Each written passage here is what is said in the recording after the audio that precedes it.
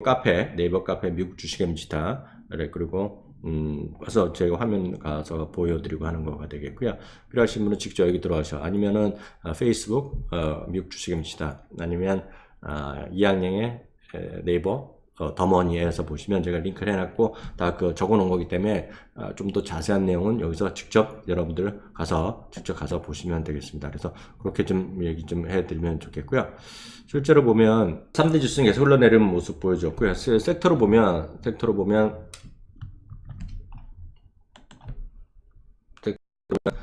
다 내려갔어요. 다 내려갔고 커뮤니케이션 서비스만 오늘 좀 0.4% 올라가는 모습 보여줬고 오늘 뭐 섹터별로 구분 없이 전부 내려가는 모습 보여줬습니다.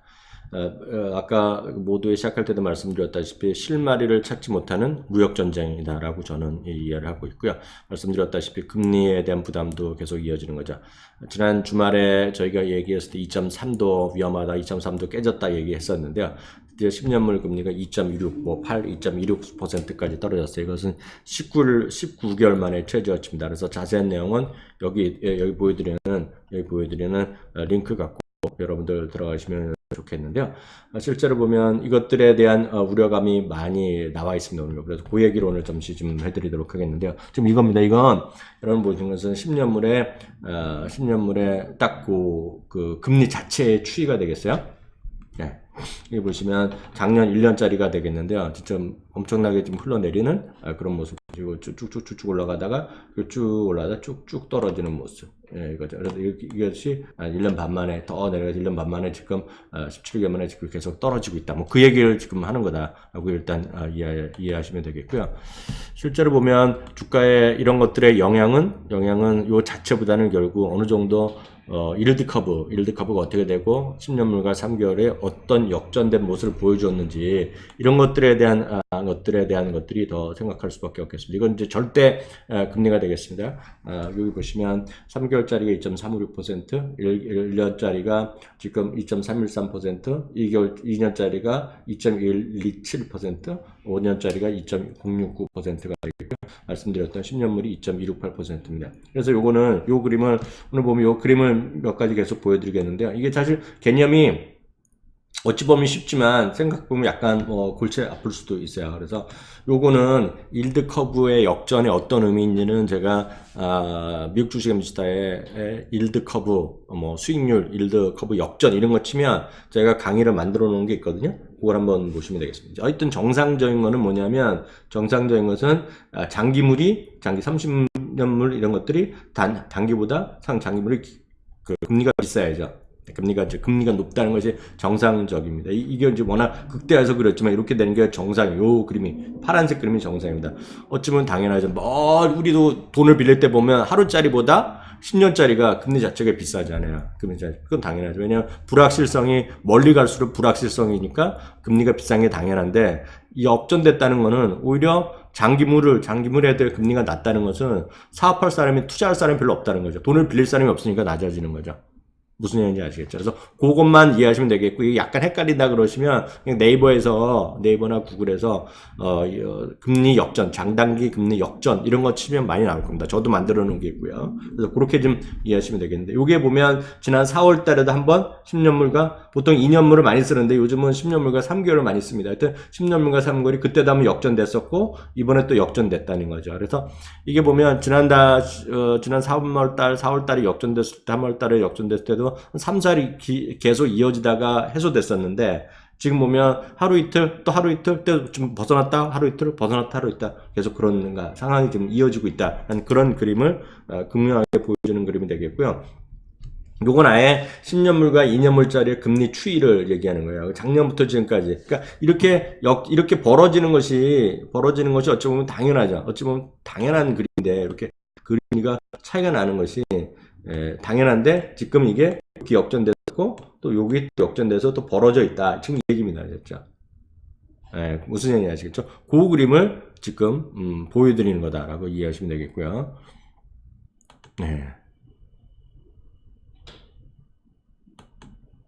보여드리면 되겠고요.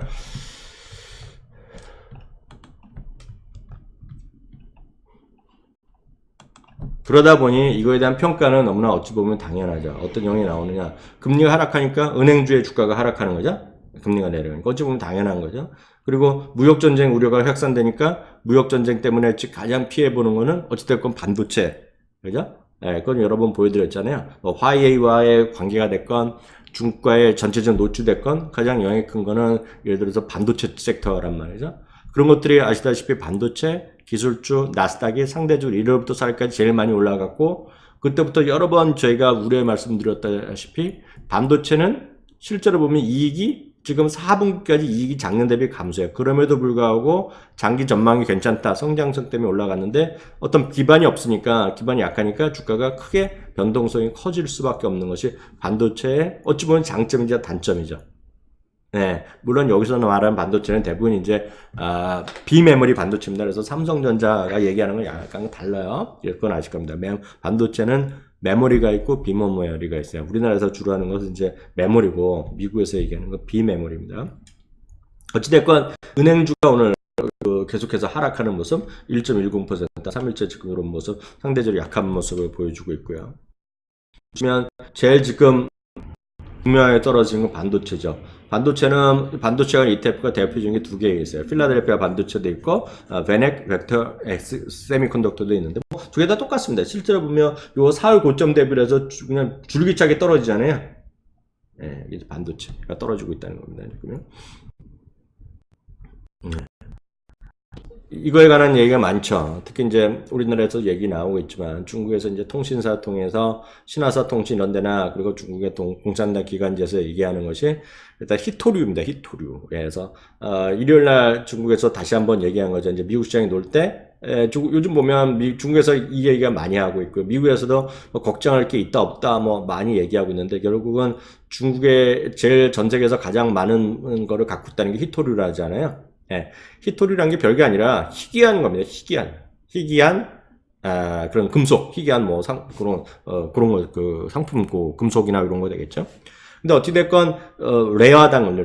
레어가 드물희자예요. 드물희자. 그런 히토류에 대한 수출을 좀 제한해야 된다. 그리고 중국에 지금 너희들이 지금 그 기술주나 이런 것들이 대부분이 스마트폰이 됐건 반도체가 됐건 간에 히토류가 더 없으면 너희들도 어디서 만들게 이런 얘기를 중국에서 또 반협박을 하는 거죠. 그래서 이거 내용을 보시면 실제로 가능성이 있다 없다 그런 얘기도 있고 뭐 그렇게 가능성이 이렇게 많지 않다는 얘기를 하고 있으나 여하튼 그리고 금액이 실제로 미국에서 중국으로부터 수입하는 물량이 그렇게 크다 안 크다 뭐 얘기 많이 있지만 실제로 보면 그렇기 때문에 얘기가 나오는 것이 이제 냉전이잖아요. 냉전. 무역 냉전. 콜드 워가 이제 다시 일어난다는 얘기잖아요. 그래서 이게 지금 어떻게 될지 모르겠지만 이런 얘기가 서로 나오는 것을 알 정도로 지금 어찌 보면 막말이 계속 이어지고 있는 거죠. 예. 히토류 다 수출 제한하고 또 미국에서도 또 예를 들어서 자기 나라뿐만 아니라 다른 나라에 대해서도 화웨이랑 거래하지 말아라 뭐 얘기하는 거 많이 있잖아요. 그럼 이제 머리 아픈 거죠. 그래서 우리나라 입장에서 보면 제일 이제 걱정되는 것이 제2의 사드 사태죠. 너희들 화웨이랑 거래하지 마. 뭐 이러면 어떻게 할 거냐는 얘기죠. 뭐 그렇게 압박을 한다는 거잖아요. 그럼 이러면 LG U 플러스 같은 거 어떻게 해요? 지금 5G에서 그쪽에서 많이 갖고 와서 하고 있는데 어떡하냐는 거죠 지금요. 그래서 제일 웃긴 거가 그러면 이제 그 삼성전자가 좋아진다 뭐 얘기하는데요. 그럼 삼성전자는 지금 예를 들어서 삼성전자 보러 화웨이에 예를 들어서 메모리 이런 거 수출하지 말고 그럼 어떻게 하라는 거죠. 예. 그럼 삼성전자 어디다 팔아요? 그러면 많은 사람들이 화웨이 대신에 삼성전자 물건을 살까요? 핸드폰? 그럼 뭐 제가 보기엔 넌센스 같은 얘기거든요. 어찌됐건 서로 다 죽자는 거잖아요. 죽자는 거. 그래서 그렇게까지는 안 하겠지만 지금 양쪽 모두 전혀 뭐라 하죠? 전혀 후퇴해서 전혀 협상할 기미가 없는 거죠. 다만 이게 늘 그렇잖아요. 이게 아무도 모르죠. 이게 당장 오늘 갑자기 트럼프가 좋은 얘기할지 갑자기 둘이 전격적으로 무슨 오사카에서 G20 회담이 이번에 6월 말에 있는데 6월 18일 뭐 6월 20 며칠 있잖아요. 그거 하기 전에 전격적으로 둘이서 또 어디서 또 회담 만나갖고 딱 악수하고 우리는 영원한 친구 이랬지 아무도 모르잖아요. 모르죠 이거는. 그 정치판은 어떻게 알겠어요 이 사람들이 하는 일이. 저희는 그냥 잘못하면 그냥 당할 수밖에 없는 거죠. 어찌 입장에서 보면. 어찌됐건 이런 것들에 제가 얘기가 많이 나오고 있다. 생각보다 심각하게 많이 얘기 나오고 있다. 라는 거는 제가 분명히 말씀드릴 수 있고요. 그 부분에서 이겁니다. 그래서 실제로 뭐 4,000톤밖에 수입은 안 하고 있고 지금 1억 7,500만 달러밖에 안 되지만 이게 실제로 보면 중요하다 안 중요하다 그런 논쟁이 많은 거예요 지금요. 아시겠죠? 그거 좀 보시라는 얘기가 되겠고요. 이제 그 마이클 윌슨 있잖아요. 마이클 윌슨인가? 그 모건 스탠리의 또 수석 투자 전략가가 또 나왔죠. 그래서 실제로 한 얘기가 오늘 뭐 여러 가지 얘기를 했는데 이거요. 지금 그 얘기는 맞죠? 마이클 윌슨이요. 그 문제의 그 사람인데요. 사실 마이클 윌슨은 뭐 저도 안 좋아하지만 작년 지나고 나면 작년에 그러니까 2018년에 연말 주가는 제일 잘 맞춘 사람입니다. 이 사람이요. 예. 그러니까 우리가 이제 객관적으로 보면 지나고 나서 보면 저는 이 사람 싫어하죠. 여기 좋아하는 사람 좋아하시는 분 여기 시청하시는 분 별로 없을 것 같은데요. 이제 또 약간 목소리 높이고 있는 거죠. 예, 지금 투자가들이 미국 경제, 전 세계 경제 그리고 미국 실적에 대해서 한마디로 나쁘게 더 너무 심하게 좋게 생각하고 있다 얘기한 거가 되겠고요. 실제는 the risk is greater라고 그러잖아요. 그레이터. 예. 훨씬 더 지금은 걱정된다. 뭐 이런 얘기를 하는 겁니다, 지금. 예. 그리고, 지난 주말 방송에도 말씀드렸다시피, IHS 마켓에서 하는 제조업이라든가 서비스 PMI가 안 좋게 나왔잖아요. 예. 그 얘기를 하는 겁니다, 지금. 이것도 한번 시간 돼서 보시면 좋을 것 같고요. 이건 자기네가 한 미국 경기 인디케이터인데요. 익스패션과 다운턴과 복구와 회복을 하고 있는데 지금 이때가 리만 사태 때 했다가 지금 회복하고 있고 확장했는데 확장해갖고 지금 10년째 경기가 지금 어찌됐건 상승하고 있잖아요. 10년간 경제 상장하고 있는데 지금 보면 다운턴을 들어갔다는 얘기입니다. 잠깐 이쪽 얘기는 이 얘기하는 거예요. 그래서 혹시 참 카페에서 어떤 분이 질문하셨던데 호주를 물어보시는 분 계신데 저도 호주에 대해서 잘 모릅니다. 호주에 대해서는 잘 몰라요. 잘 모르는데 제가 뉴스에서 들은 것만 말씀드리면 호주에 계시는 분도 아실 텐데요. 더 계신 분 혹시 계시면 나중에 코멘트 해주시면 좋겠는데 미국이 이번에 10년째 그 경기 확장을 하고 있잖아요. 어찌됐건 이제 뭐 가면 줄어들 수 있다는 얘기인데 지금 보면 호주는 23년째인가 25년째 경기가 계속 확장하고 있어요.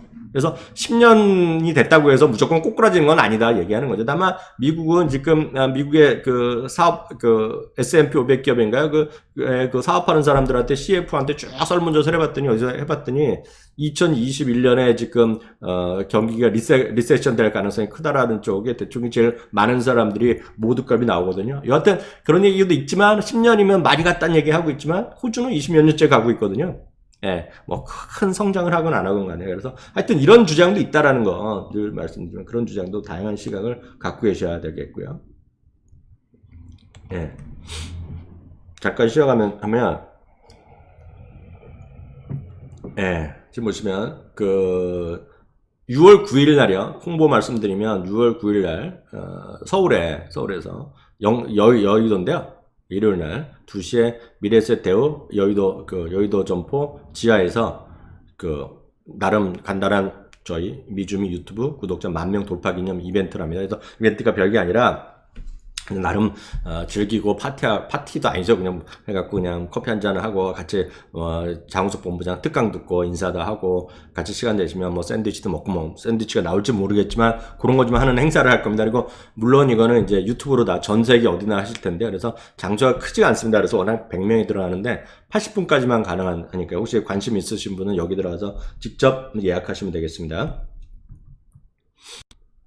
그리고 참, 이건, 저는 몰랐는데 연락이 왔는데, 한국 시간으로 목요일날 오후 7시, 저녁 7시요. 저녁 7시에, 미국 주식 미스터 TV 특별 라이브 방송 3인 3색 토크를 한다고 합니다. 그래서, 한국에 계신 분들, 그리고 미국에 계신 분들, 전부 다 같이 좀, 보시면 되겠죠. 그죠? 예. 실제로 보면, 미국에 계신 분은, 요 시간에 보시기는 쉽지 않을 것 같아요. 그렇지만 다 녹화가 될 테니까. 왜냐면, 목요일 저녁 6시면 미국 동부 시간으로 아침 새벽 6시잖아요.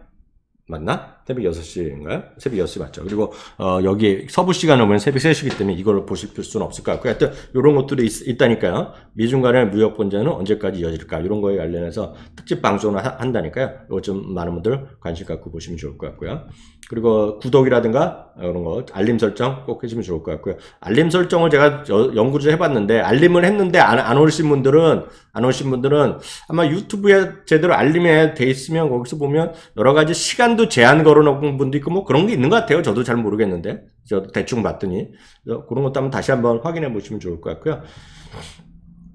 그리고 지난 주말 방송에서 핵심은 이거였어요. 결국은 지금 딱 똑같지만 급등락 장세가 계속 이어지고 있잖아요. 그리고 변동성이 커지고 있기 때문에 이럴 때는 결국 두 가지가 있다는 말씀드렸어요. 하나는 배당이고 또 하나는 저변동성. 그러니까 쉽게 해서 베타 값이 낮은 기업들에 대한 건데요. 그 중에 하나가 이제 그 관련 ETF를 제가 3개 드렸는데 그 중에 하나가 USMV라고 그래서 60달러가 안 되는 거잖아요. 그래서 그런 것들을 뭐 비자, 맥도날드, 펩시, 웨이스트 매니지먼트, 코카콜라 이런 거 등등 많이 들어가 있는 거예요. 그래서 그런 것들 좀 보시면 좋을 것 같고요.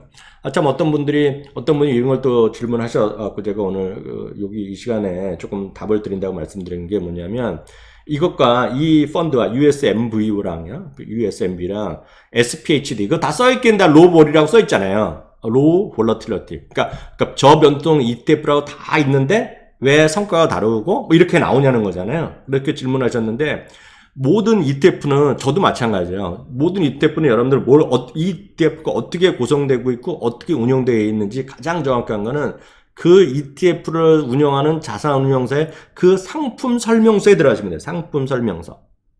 예, 상품 설명서 일일이 들어가기가 귀찮으시면 그냥 간단하게 보시려면 etf.com 그러니까 etf.com 아니면 etfdb 데이터베이스에 etfdb.com에 들어가셔서 그 해당하는 ETF를 검색하시면 그 해당하는 ETF의 운영이 어떻게 되어 있고 운영 상품이 어떻게 되어 있는지를 딱 나옵니다. 다 나와요. 그래서 딱 봤을 때 이렇게 이해하시면 돼요. 그냥 지수를 무조건 쫓아간다. 섹터를 무조건 쫓아간다 그러면 싼 거예요. 싸요. 운영 비용이 싸요.